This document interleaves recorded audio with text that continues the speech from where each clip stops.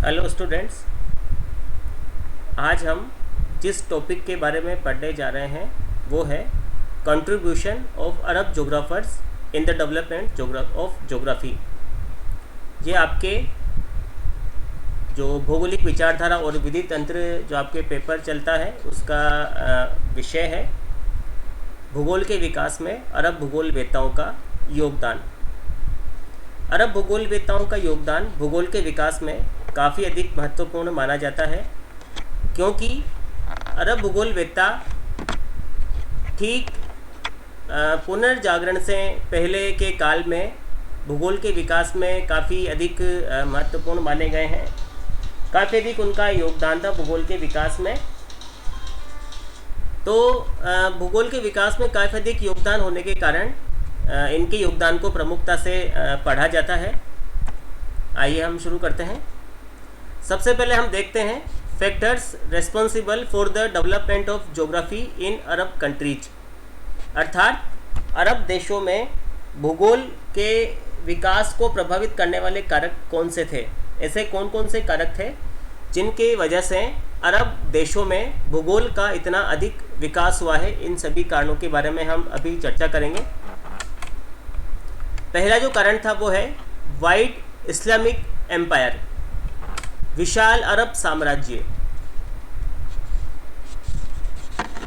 अरब जो आक्रमणकारी थे, जो अरब जो शासक थे, उन्होंने लगभग 10वीं शताब्दी के आसपास अपना एक विस्तृत साम्राज्य बना लिया था। यहाँ पर आप देख रहे हैं, जिसमें जो यूनानी साम्राज्य था, यूनानी साम्राज्य से लेकर के लगभग भारत तक, यानी अफ़गानिस्तान और काबुल तक इन्होंने अपना विस्तृत साम्राज्य बना लिया था।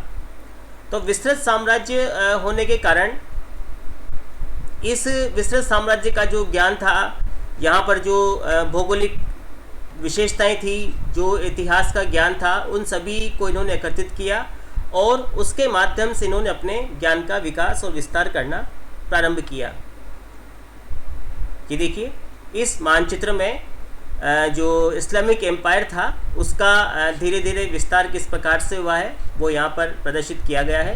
ये देखिए, सबसे पहले Islamic empire, Islamic world under Mohammad साहब 622 ईस्वी पूर्व से 632 ईस्वी पूर्व। इसके बाद आप देख रहे हैं जो खलीफाओं का साम्राज्य, खलीफाओं ने जो साम्राज्य का विस्तार किया, सबसे ज़्यादा जो साम्राज्य का विस्तार हुआ वो खलीफाओं के समय ही हुआ।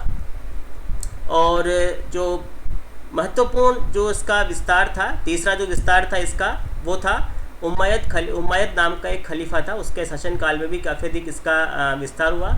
तो आप देख रहे हैं कि भूमध्य सागर का जो यहाँ पर पश्चिमी छोर है, भूमध्य सागर के पश्चिमी छोर से लेकर के अफ्रीका के उत्तरी छोर और वर्तमान के जो अरब देश हैं, अफ़गानिस्तान तक, इस विस्तृत अरब साम्राज्य का विस्तार पाया जाता था। ये देखिए, यहाँ पर 1500 ईस्वी में जो अरब साम्राज्य था उसका जो विस्तार यहाँ पर आप देख रहे हैं, भारत भी इसके प्रभाव में आ चुका था। और यहाँ पर आप देख रहे हैं मलक्का तक, इंडोनेशिया, मलेशिया तक इसका विस्तार हो चुका था। तो इतना अधिक विस्तृत साम्राज्य होने की वजह से ही इस साम्राज्य के अंतर्गत भौगोलिक ज्ञान के विस्तार में मदद मिली, काफ़ी अधिक सहायता प्राप्त हुई। ट्रेवल एंड ट्रेड रूट्स, क्योंकि अरब जो लोग थे वे व्यापारी भी थे, और जब ये दूसरे देशों की यात्राओं को जाते थे तो मार्ग में पड़ने वाले जो विभिन्न स्थान थे उनके बारे में अध्ययन करते हुए, लिखते हुए जाते थे। सिल्क रूट के बारे में आपने सुना होगा, विश्व प्रसिद्ध रेशम का जो मार्ग था, जो कि चीन से होकर के यूनान तक जाता था, यूरोपीय देशों तक जाता था। तो जो सिल्क रूट था, इस सिल्क रूट के माध्यम से भी काफ़ी अधिक ज्ञान का या आप कह सके तो जो भौगोलिक ज्ञान था या दूसरी तरह का जो ज्ञान था, ऐतिहासिक ले लीजिए, राजनीतिक ले लीजिए, सामाजिक ले लीजिए, इन सभी तरह के ज्ञान का विस्तार निरंतर इनके माध्यम से होता रहा। तो जल मार्ग का भी विकास हुआ। जल मार्ग के साथ साथ स्थल मार्गों का भी काफ़ी अधिक विकास था, क्योंकि अरब लोग यात्राएँ करते रहते थे, तो इन्होंने और इन्हें मार्गों की काफ़ी अधिक जानकारी थी। तो इसी कारण से विभिन्न देशों की यात्राएं कर सके और व्यापार के माध्यम से, यात्राओं के माध्यम से इन्होंने अपना ज्ञान अर्जन किया। अगला जो कारण था वो ये था कि जो अरब जो लोग थे वो एक ग्रेट ट्रेवलर भी थे। इब्न बतूता, जिसने लगभग 1,20,000 किलोमीटर लंबी यात्राएं की। उस समय आप सोच सकते होंगे कि जब यात्रा करने के इतने अधिक साधन हमारे पास नहीं थे, घोड़े पे बैठ करके लोग यात्रा करते थे, और घोड़े पर बैठ करके यात्रा करने के बाद भी उसने इतनी लंबी यात्राएं की, घोड़े पर बैठ करके निकल गया और यात्राएं करता रहा। तो इब्न बतूता विश्व प्रसिद्ध जो यात्री था वो माना जाता है। तो ये एक उनमें ललक थी कि वो एक ज्ञान को प्राप्त करें, ज्ञान का विकास करें। तो ग्रेट ट्रेवलर्स भी रहे अरबियंस, जो विद्वान थे, भूगोलवेत्ता तो नहीं, विद्वान कह सकते हैं। डेवलपमेंट इन ट्रेड, ये लोग कारवा बना करके चलते थे, तो इन्हें रेगिस्तान के मार्गों का भी ज्ञान था। रेगिस्तान के मार्गों के साथ साथ इन्हें जल मार्गों का भी ज्ञान था। इसी के साथ साथ जो अभी आपको मैंने चर्चा की थी सिल्क रूट के बारे में, जो चाइना से होकर के यूरोपीय देशों तक जाता था। स्थलीय जो रेशम का मार्ग था वो जलीय रेशम मार्ग। तो यहाँ पर आप देख रहे हैं कि इतने सारे जो यात्रा मार्ग थे वो विकसित थे, और यात्रा मार्ग विकसित होने के कारण बहुत अधिक ज्ञान का विकास इन्होंने उस समय किया।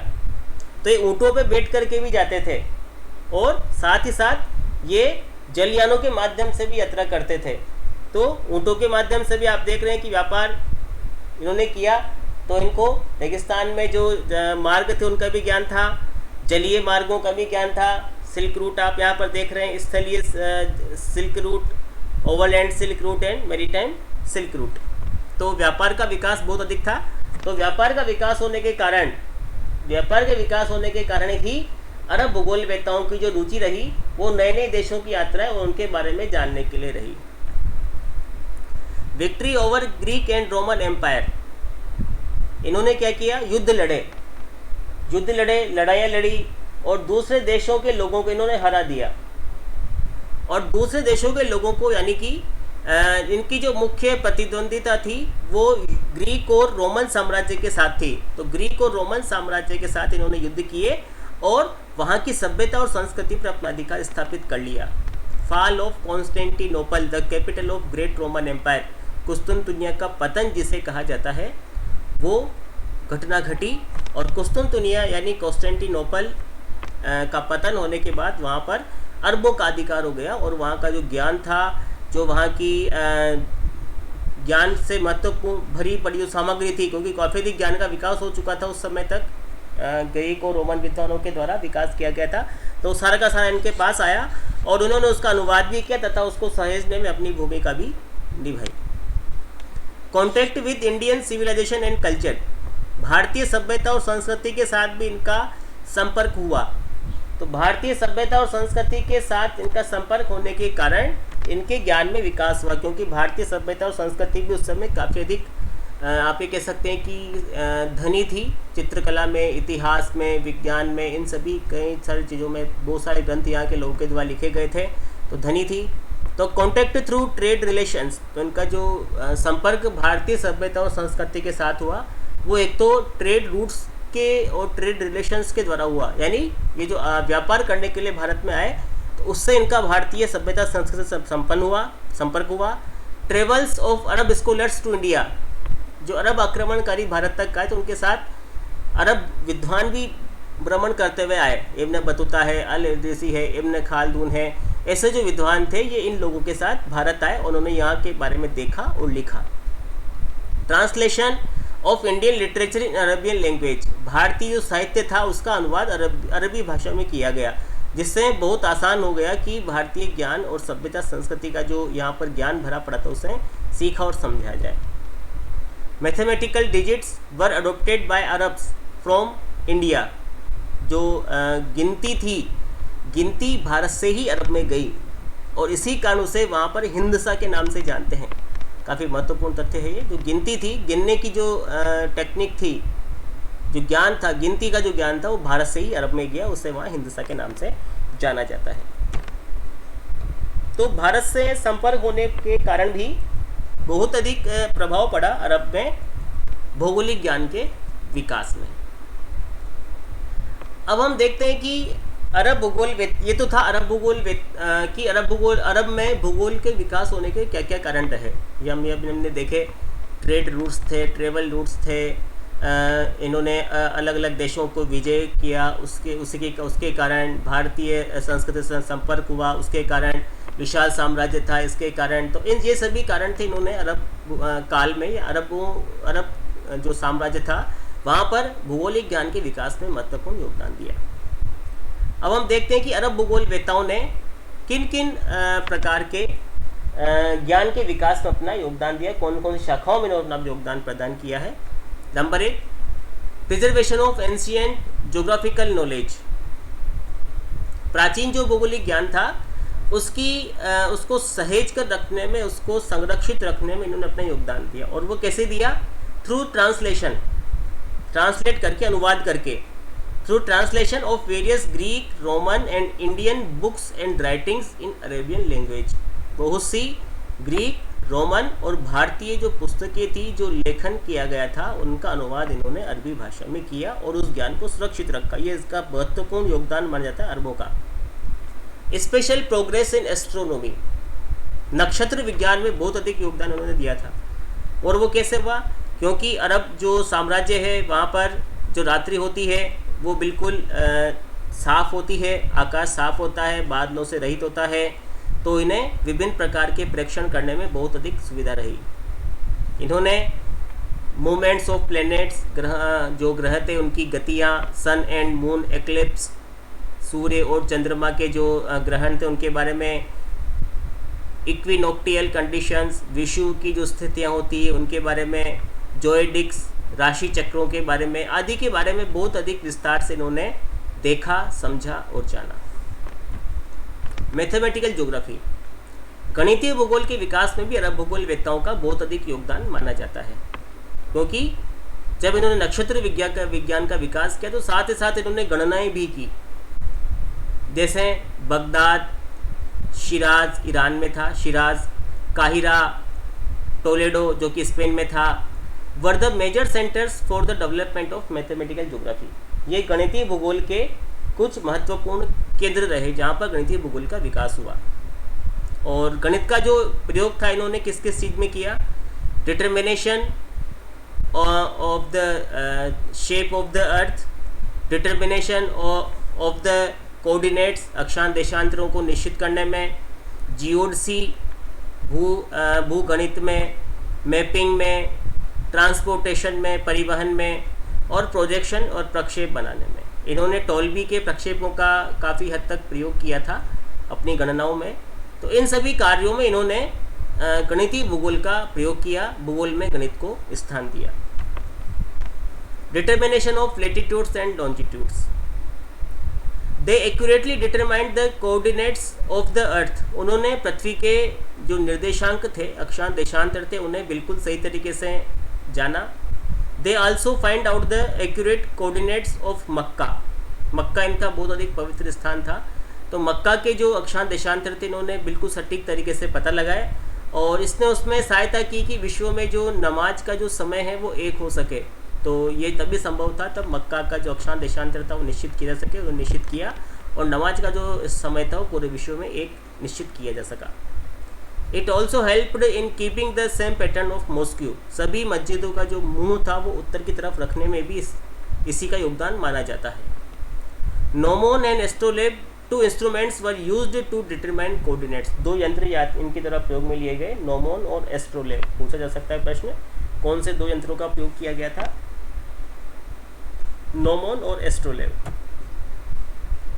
ज्योग्राफी एंड क्लाइमेटोलॉजी में भी इनका योगदान रहा। Descriptions on the process of weathering and erosion, अपक्षय और अपर्दन में इन्होंने अपने विचार प्रस्तुत किए। डिस्क्रिप्शंस ऑन फ्लूवियल प्रोसेस, बहते हुए जल के द्वारा जो कार्य होते हैं उन पर भी इनके द्वारा विचार प्रस्तुत किए गए। Descriptions on the process of soil formation, मृदा के निर्माण पर भी इनके द्वारा विचार प्रस्तुत किए गए। Descriptions about monsoon in Arabian sea, जो मॉनसून जो शब्द है वो अरबी भाषा के मौसम से बना है। अरब सागर में जो हवाएं चलती है 6 महीने स्थल से जल की और जो 6 महीने जल से स्थल की, उन्हें अरबी भाषा में मौसम के नाम से जाना जाता है और वहीं से मॉनसून शब्द का जन्म हुआ है। Al Maqdisi wrote a book on climatology in which he classified the world in 14 climatic regions. Al Maqdisi नाम का एक अरब भूगोलवेत्ता था जिन्होंने विश्व के जलवायु प्रदेशों पर पुस्तक लिखी और विश्व को 14 जलवायु प्रदेशों में बांटा। तो भूआकृतिक विज्ञान और जलवायु विज्ञान पर भी काफ़ी महत्वपूर्ण कार्य इन्होंने किया। अब आते हैं अरेबियन कार्टोग्राफी पर। अरेबियन जो मानचित्र कला थी उसमें भी इन्होंने काफ़ी अधिक योगदान दिया है। Arab geographers also contributed to the development of cartography, मानचित्र कला के विकास में भी योगदान दिया। They followed the writings of Strabo and Ptolemy, Strabo और टोल्मी की जो रचनाएं थी उनका इन्होंने अनुसरण किया। They also followed the projections made by Ptolemy, Ptolemy के द्वारा जो प्रक्षेप बनाए गए थे उनका इन्होंने अनुसरण किया, उनको आधार बनाया। The world map made by al Idrisi, al Idrisi का विश्व मानचित्र काफ़ी प्रसिद्ध है। संभवतया काफ़ी उस समय का जो विश्व जो ज्ञात था उसका सही सटीक मानचित्र बनाने का प्रयास अल इदरीसी के द्वारा किया गया। They also kept attention on directions coordinates in the map made bye them, उन्होंने दिशा और निर्देशांक शुद्ध रखने का पूरा प्रयास किया कि दिशा शुद्ध रहे और अक्षांश देशांतर भी शुद्ध रहे। Direction of each mosque kept towards Mecca, प्रत्येक मस्जिद की दिशा थी वो मक्का की तरफ रखी जाती थी। सेम टाइम ऑफ नमाज ऑल ओवर द वर्ल्ड, पूरे विश्व में नमाज का एक समय निर्धारित किया गया, इसी वजह से किया जा सका। Uniformity in religious practices all over the world, पूरे विश्व में जो मुस्लिम संप्रदाय था उसके जो धार्मिक कार्यकलाप थे उनमें यूनिफॉर्मिटी आ सकी। ये देखिए world map bye al Idrisi 1124 में बनाया गया था। नगरीय जो सेटलमेंट था उसके विकास में काफ़ी योगदान रहा। ये देखिए मक्का ये है, बगदाद है 8वीं शताब्दी में, तो आप देख सकते हैं कि कितने सुंदर तरीके से इसकी बसावट है। बीच में मस्जिद है और आप चारों तरफ देख रहे हैं वृत्ताकार प्रारूप में इसकी बसावट की गई है। तो यहाँ पर हम देख सकते हैं चारों तरफ एक खाई भी खोदी हुई है। तो एक ये एक सुंदर नमूना है किसका, नगर निर्माण कला का बहुत सुंदर नमूना है। इससे सिद्ध होता है कि अरब भूगोलवेत्ताओं ने नगर नियोजन के क्षेत्र में भी योगदान प्रदान किया था। इसके अलावा रीजनल ज्योग्राफी, प्रादेशिक भूगोल, जियोमॉर्फोलॉजी, भूआकृति विज्ञान, क्लाइमेटोलॉजी, जलवायु विज्ञान, ह्यूमन ज्योग्राफी, मानव भूगोल, अर्बन ज्योग्राफी, नगरीय भूगोल, एस्ट्रोनॉमी, खगोलिकी आदि जैसे विषयों में इनके द्वारा महत्वपूर्ण योगदान प्रदान किया गया। अब कुछ पुस्तकें हैं जो हम यहाँ पर उनका अध्ययन करेंगे। कौन कौन सी पुस्तकें लिखी गई। रमहूर मूजी के द्वारा मार्वेलस ऑफ इंडिया, हिंद के करिश्मे से कहा जाता है। इब्न ए खुरदाद बेह, रूट्स एंड कंट्रीज, मार्ग और देशों की पुस्तक। अल याकूबी, बुक ऑफ टाउन्स। अल मसूदी, इसने 2 पुस्तकें लिखी, meadows of gold mines and precious stones और एग्जोटेशन एंड इंस्पेक्शन। इब्न ए हाकल, इसने भी 2 पुस्तकें लिखी थी, शेप ऑफ द अर्थ और countries of the world. Al Biruni के द्वारा 3 पुस्तकें लिखी गई, the book of India, precious stones, boundaries of places and correction of distances. Ibn Sina के द्वारा ज्योग्राफिकल डायरेक्शंस डिक्शनरीज नामक पुस्तक लिखी गई। अल बल्खी ने किताबुल अश्कल लिखा, the first Atlas on climatology, विश्व का प्रथम जलवायु एटलस अल बल्खी के द्वारा इसका नाम था किताबुल अश्कल, प्रकाशित किया गया, काफ़ी महत्वपूर्ण है। अल इदरीसी ने amusement for him who deserve to travel around the world, यानी जो विश्व के भ्रमण की इच्छा रखते हैं उनके लिए इब्न बतूता ने लिखी रिहाला। तो इस प्रकार से ये कुछ पुस्तकें थी जो विभिन्न विद्वानों के द्वारा लिखी गई। और कई सारी फेरी टेल्स, ये आप कह सकते हैं कहानियाँ भी हैं। अरेबियन नाइट्स आपने सुना होगा, सिंदबाद जहाजी, सिंदबाद द सेलर, ये कुछ ऐसे कहानी संग्रह हैं जिनके माध्यम से भी अरब काल में जो भौगोलिक ज्ञान था उनके बारे में क्या क्या पढ़े जाते थे, लिखे जाते थे, उनके बारे में भी अरेबियन नाइट्स जब हम पढ़ते हैं तो उस समय की विभिन्न घटनाओं के बारे में, कल्चर के बारे में हमें जानकारी मिलती है। सिंदबाद द सेलर जब हम पढ़ते हैं तो हमें विभिन्न प्रकार के समुद्री मार्गों के बारे में, यातायात के बारे में जानकारी मिलती है। ये कुछ विद्वान हैं, अल बरूनी है, अल इदरीसी है, इब्न बतूता है, अल मसूदी है, इब्न खालदून है, जो काफ़ी महत्वपूर्ण विद्वान थे। तो आज हम इतना ही पढ़ेंगे। तो आज हमने काफ़ी अधिक इसमें चर्चा की है अरब भूगोलवेत्ताओं के द्वारा भूगोल के विकास में योगदान, कौन कौन क्षेत्रों में योगदान दिया, कौन कौन सी पुस्तकें लिखी और कौन कौन से कारण भूगोल के विकास में इनके माने जाते हैं। इससे आप अपने रजिस्टर में नोट डाउन कर लें, और कुछ आपके डाउट्स हैं तो आप यूट्यूब के चैट बॉक्स में लिखें, वहाँ उसका उत्तर आपको दिया जाएगा। थैंक यू, धन्यवाद।